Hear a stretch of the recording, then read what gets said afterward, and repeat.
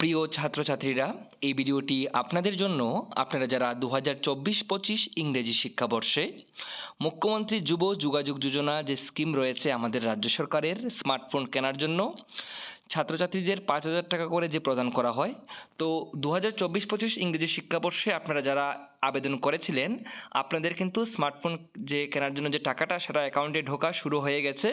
তো আপনারা নিজ নিজ অ্যাকাউন্ট চেক করে দেখবেন আপনাদের টাকা ঢুকেছে কিনা। যদি না ঢুকে থাকে তাহলে কিন্তু আপনাদের 1-2 দিনের মধ্যে টাকা ঢুকে যাবে। এবং অলরেডি আজকে অনেক ছাত্রছাত্রীদের অ্যাকাউন্টে টাকা ঢুকে গেছে। ইতিমধ্যেই অনেকে আমাকে জানিয়েছেন যে স্যার আমাদের টাকা পেয়ে গেছি। তো আবার বলছি, যারা মুখ্যমন্ত্রী যুব যোগাযোগ যোজনা আপনারা 2024-25 ইংরেজি শিক্ষাবর্ষে আবেদন করেছিলেন আমাদের রাজ্যের যে স্কিম রয়েছে 5,000 টাকা করে, তো ছাত্রছাত্রীদের যারা আবেদন করেছেন আপনাদের সাকসেসফুল হয়েছে আবেদন, আপনাদের কিন্তু অ্যাকাউন্টে টাকা ঢোকা শুরু হয়ে গেছে।